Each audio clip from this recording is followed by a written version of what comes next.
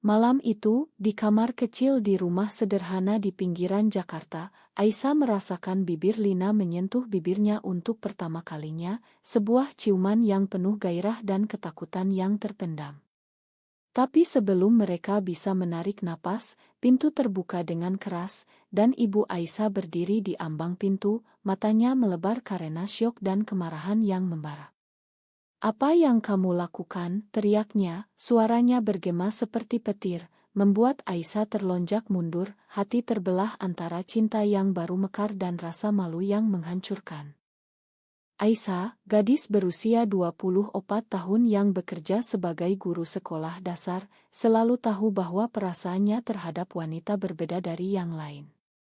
Sejak remaja, dia menyembunyikan ketertarikannya pada teman-teman sekelas perempuan, takut akan pandangan masyarakat Indonesia yang masih kental dengan norma agama dan tradisi. Lina, sahabatnya sejak kuliah di Universitas Indonesia, adalah orang pertama yang membuatnya merasa utuh.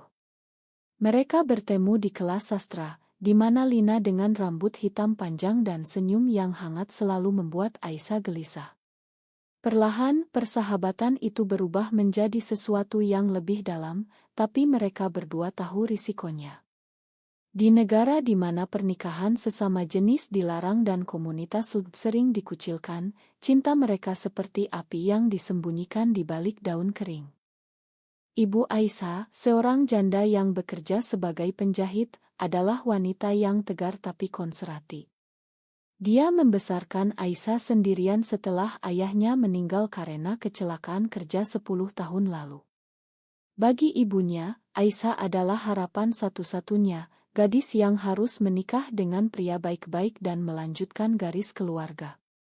"Kamu harus taat pada agama, nak," kata ibunya seringkali, sambil mengingatkan tentang dosa besar yang bisa menyeret seseorang ke neraka. Malam itu ketika ibu melihat Aisyah dan Lina dalam pelukan, dunia ibu runtuh. "Kamu penyimpang. Keluar dari rumah ini sekarang juga," jeritnya, melempar tas Aisyah keluar pintu. Aisyah memohon, air mata mengalir deras, "Bu, ini bukan pilihan saya. Saya mencintai Lina." Tapi ibu tak mendengar, pintu ditutup dengan keras di depan mukanya. Aisyah berdiri di trotoar gelap, hujan mulai turun deras, membasahi pakaiannya. Lina, yang berhasil lolos melalui jendela belakang, datang menghampirinya, memeluknya erat. "Kita akan baik-baik saja, Ais," bisik Lina, tapi suaranya gemetar. Lina berasal dari keluarga yang lebih mapan di Bandung, ayahnya seorang pengusaha kecil yang juga sangat religius. Mereka berdua tahu bahwa ini baru permulaan dari badai yang akan datang. Aisyah tak punya tempat tujuan, hanya tas kecil berisi pakaian dan sedikit uang tabungan. Mereka naik ojek online ke sebuah kos-kosan murah di kawasan Tanah Abang, di mana Lina membayar untuk semalam. Di kamar sempit itu, Aisyah menangis sepanjang malam, mempertanyakan mengapa Tuhan memberinya perasaan ini jika hanya untuk menyiksa. Keesokan harinya, Aisyah mencoba menghubungi ibunya, tapi telepon ditolak. Saudara-saudaranya, yang tinggal di desa, sudah mendengar berita itu dari ibu. Kakak laki-lakinya, Budi, menelepon dengan nada marah, "Kamu bikin malu keluarga, Ais. Jangan pulang lagi kalau belum berubah." Aisyah merasa dunia menekannya dari segala sisi. Di sekolah, dia harus berpura-pura semuanya baik-baik saja, tapi pikirannya kacau. Lina mencoba menghiburnya, "Kita bisa mulai hidup baru bersama." Tapi Aisyah tahu, Lina juga punya rahasia sendiri. Keluarganya sering mendesaknya untuk menikah, dan Lina pernah bercerita tentang tekanan dari ayahnya untuk bertemu dengan calon suami yang dia pilihkan. Hari-hari berikutnya, Aisyah tinggal sementara di kos Lina, tapi ketakutan terus menghantui. Mereka mendengar cerita tentang pasangan lesbian yang diusir dari kampung, atau bahkan diancam oleh kelompok radikal. Di Jakarta, meski kota besar, prasangka masih kuat. Aisyah mulai mencari pekerjaan sampingan untuk mandiri, tapi hatinya terbelah. Apakah dia harus meninggalkan Lina untuk menyelamatkan keluarganya? Atau bertahan dan menghadapi konsekuensi? Setiap malam, dia berdoa, memohon petunjuk, tapi jawaban tak kunjung datang. Lina, dengan keberaniannya, mengajak Aisyah bergabung dengan komunitas rahasia di kota, tapi Aisyah ragu. Aku takut, Lin ini bisa menghancurkan segalanya. Sementara itu, ibu Aisyah di rumah sendirian, menangis diam-diam. Dia mencintai anaknya, tapi keyakinannya lebih kuat.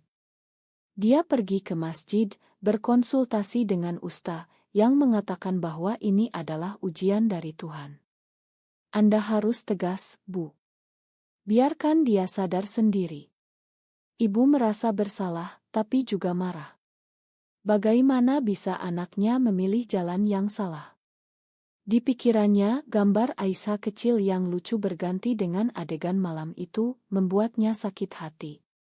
Dia mulai menelepon kerabat, menceritakan versi cerita yang dia buat, bahwa Aisyah pergi karena pertengkaran biasa, tapi rahasia itu mulai bocor. Aisyah dan Lina mencoba membangun kehidupan baru, tapi tekanan semakin berat. Lina kehilangan pekerjaannya karena gosip dari teman kuliah yang tahu tentang mereka. Mereka bilang aku pengaruh buruk, kata Lina dengan sedih. Aisyah merasa bersalah, tapi cinta mereka membuatnya bertahan. Mereka pindah ke apartemen kecil di pinggiran, berhemat untuk hidup. Tapi di dalam hati Aisyah, konflik batin semakin dalam. Dia mimpi buruk tentang ibunya sakit sendirian, dan bangun dengan air mata. Apakah ini benar, Lin? Apakah cinta kita layak untuk semua ini?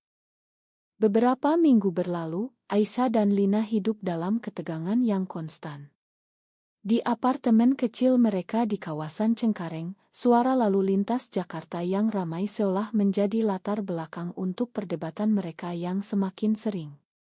Aisyah bekerja lembur di sekolah, mengajar anak-anak dengan senyum palsu, sementara pikirannya melayang ke ibunya. Lina, yang sekarang bekerja sebagai relance desainer Grace, mencoba tetap optimis. Kita bisa melalui ini bersama, Ais. Keluarga akan mengerti suatu saat. Tapi Aisyah tahu itu bohong. Di Indonesia, di mana undang-undang anti-LGB semakin ketat, harapan itu tipis. Suatu hari, Lina menerima telepon dari ayahnya di Bandung. Kamu harus pulang, Lin, ada calon yang bagus untukmu.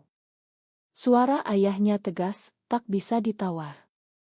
Lina menutup telepon dengan tangan gemetar. Aku tak bisa terus bohong, Ais. Mereka curiga aku tak pernah bawa pacar laki-laki. Aisyah memeluknya, tapi hatinya cemburu dan takut. Mereka berdua tahu bahwa tekanan keluarga Lina lebih halus tapi sama menyakitkan. Ayah Lina, seorang pengusaha kain, selalu bangga dengan putrinya yang pintar, tapi dia mengharapkan cucu dan keluarga tradisional. Ibu Lina, yang lebih lembut, sering bertanya, kapan kamu nikah, nak? Usia sudah 25. Aisyah memutuskan untuk mencoba menghubungi ibunya lagi. Dia pergi ke rumah lama, berdiri di depan pintu dengan hati berdegup kencang. Ibu membuka pintu sedikit, matanya dingin. Apa mau kamu? Kamu sudah bukan anakku lagi. Kata-kata itu seperti pisau menusuk hati Aisyah. Dia memohon, Bu, beri saya kesempatan jelaskan. Ini bukan dosa, ini siapa saya. Tapi ibu menutup pintu, meninggalkan Aisyah di luar dengan air mata. Di perjalanan pulang, Aisyah merenung. Apakah dia harus berpura-pura menikah dengan pria untuk menyenangkan keluarga? Tapi memikirkan itu membuatnya mual. Lina, melihat Aisyah semakin rapuh, mengajaknya ke pertemuan rahasia komunitas LGB di sebuah kai tersembunyi di Kemang. Di sana mereka bertemu dengan orang-orang seperti mereka, berbagi cerita. Seorang wanita bernama Rina bercerita tentang bagaimana dia kehilangan pekerjaan karena orientasinya terbongkar. Masyarakat kita belum siap, tapi kita harus bertahan. Aisyah merasa sedikit lega, tapi juga takut. Bagaimana kalau kita ketahuan? Tanyanya pada Lina. Lina tersenyum, kita hati-hati saja. Tapi di dalam, Lina juga bergulat dengan konfliknya sendiri. Dia mencintai Aisyah, tapi tekanan dari ayahnya membuatnya ragu. Suatu malam, ayah Lina datang ke Jakarta tanpa pemberitahuan. Dia muncul di depan apartemen, mengetuk pintu dengan marah. Apa yang kudengar ini benar? Kamu tinggal dengan wanita. Lina membeku, Aisyah bersembunyi di kamar. Ayah Lina menarik putrinya keluar, kamu pulang sekarang juga. Ini memalukan keluarga. Lina menangis, ayah, aku mencintainya. Tapi ayah tak peduli, memaksa Lina ikut ke mobil. Aisyah mendengar semuanya dari balik pintu, hatinya hancur. Malam itu, Lina kembali dengan mata bengkak. Ayah bilang kalau aku tak berubah, dia akan putus hubungan. Aisyah memeluknya, tapi tahu ini awal dari retak. Hari-hari berikutnya, Lina semakin pendiam. Dia mulai menghindari sentuhan Aisyah, alasan sibuk kerja. Aisyah curiga, tapi tak berani tanya. Suatu hari, Aisyah menemukan pesan di ponsel Lina dari seorang pria bernama Andi, calon yang ayahnya perkenalkan. Kita ketemu besok ya. Aisyah marah, apa ini, Lin? Lina menangis, aku terpaksa, Ais. Ayah ancam potong bantuan keuangan. Aisyah merasa dikhianati, jadi kamu pilih mereka daripada kita. Perdebatan sengit terjadi, suara mereka bergema di apartemen kecil. Lina pergi, meninggalkan Aisyah sendirian dengan rasa sakit yang mendalam. Aisyah jatuh ke dalam depresi. Dia berhenti makan, tidur tak nyenyak. Di sekolah, murid-muridnya bertanya mengapa bu guru sedih. Aisyah berpura-pura, tapi hatinya terbelah. Dia mulai mempertanyakan segalanya, apakah cinta ini layak untuk pengorbanan. Di malam-malam sepi, dia ingat masa kecil, ketika ibu menyanyikan lagu pengantar tidur. Sekarang semuanya hilang karena pilihan hatinya. Lina menelepon sesekali, aku rindu kamu, tapi Aisyah tak percaya lagi. Sementara itu, di Bandung, Lina berjuang dengan keputusannya. Ayahnya memaksa bertemu Andi, pria baik-baik dari keluarga terhormat. Andi ramah, tapi Lina tak merasakan apa-apa. Di hatinya hanya Aisyah. Tapi tekanan sosial membuatnya goyah. Teman-temannya di Bandung mulai bergosip, Lina aneh, tak pernah pacaran. Lina merasa terisolasi, seperti penyimpang di mata masyarakat. Dia mulai minum obat tidur untuk melupakan. Aisyah memutuskan untuk bertemu dengan kakaknya, Budi, di sebuah warung kopi. Budi datang dengan wajah keras, kamu harus berubah, Ais. Ini bukan jalan Tuhan. Aisyah menjelaskan, ini siapa aku, Kak. Tolong pahami. Tapi Budi pergi, meninggalkan Aisyah dengan harapan yang pupus. Malam itu, Aisyah mendapat pesan dari Lina, aku akan nikah dengan Andi. Ma. Dunia Aisyah runtuh lagi. Pesan itu seperti bom yang meledak di hati Aisyah. Dia membacanya berulang kali, tak percaya. Nikah. Dengan pria. Aisyah menelepon Lina, tapi tak diangkat. Dia pergi ke Bandung dengan kereta pagi, hati penuh amarah dan kesedihan. Di stasiun, dia naik angkot ke rumah Lina, yang dia tahu alamatnya dari cerita sebelumnya. Ayah Lina membuka pintu, siapa kamu? Lina tak mau ketemu. Aisyah memohon, tolong saya temannya. Tapi ayah menutup pintu kasar. Lina di kamarnya mendengar suara Aisyah dan menangis. Dia tahu ini pengkhianatan terbesar, tapi tekanan ayahnya terlalu berat. Kalau kamu tak nikah, aku tak anggap anak lagi, kata ayahnya. Lina memilih aman, meski hatinya hancur. Dia bertemu Andi beberapa kali, berpura-pura tertarik. Andi, pria berusia 28 tahun yang bekerja di bank, baik hati, tapi Lina merasa seperti boneka. Di malam hari, dia mimpi tentang Aisyah, bangun dengan rasa bersalah. Aisyah kembali ke Jakarta dengan hati kosong. Dia berhenti bekerja, sakit karena stres. Teman sekolahnya khawatir, tapi Aisyah menutup diri. Dia mulai mencari dukungan online, bergabung dengan Forum Indonesia.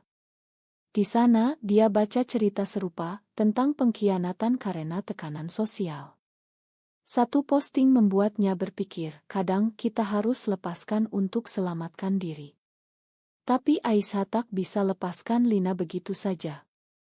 Beberapa hari kemudian, Lina datang ke apartemen. Ais, aku salah.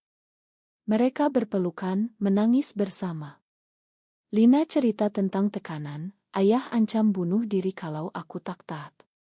Aisyah marah, jadi kamu korbanin kita. Lina memohon aku tak kuat sendirian. Mereka bercinta dengan emosi yang campur aduk, tapi pagi harinya, Lina pergi lagi. Aku harus pikirkan keluarga. Aisyah merasa dikhianati lagi. Dia mulai minum alkohol, sesuatu yang dilarang agamanya, untuk melupakan. Di bar kecil di Blok M, dia bertemu dengan orang-orang yang paham penderitaannya. Seorang pria gay bernama Tony bercerita, aku juga ditinggal karena tekanan. Tapi kamu harus bangkit. Aisyah pulang dengan kepala pusing, tapi tekad baru. Ibu Aisyah mendengar dari Budi bahwa Aisyah semakin rusak, mulai ragu. Dia pergi ke psikolog rahasia, yang bilang bahwa orientasi bukan pilihan. Ibu menangis, apa aku salah, dok? Psikolog jawab, cinta anak Anda dulu. Tapi ibu masih takut prasangka tetangga. Lina di Bandung memutuskan untuk bertemu Aisyah lagi. Mereka janji di sebuah taman di Jakarta. Di sana Lina bilang, aku batalkan pernikahan. Aku pilih kamu. Aisyah bahagia tapi ragu. Bagaimana keluargamu? Lina jawab, aku akan hadapi. Tapi malam itu, ayah Lina menelepon, kalau kamu pilih jalan itu, jangan pulang lagi. Lina goyah lagi. Konflik mencapai puncak ketika ayah Lina datang ke Jakarta, membawa Andi. Mereka konfrontasi Aisyah di apartemen. Kamu yang rusak anakku, jerit ayah. Aisyah balas, kami saling mencinta. Andi yang tak tahu apa-apa, syok dan pergi. Lina berdiri di tengah, terbelah. Akhirnya, dia pilih ayah, Ais. Aisyah ditinggal lagi, hatinya hancur total. Aisyah jatuh ke lubang hitam.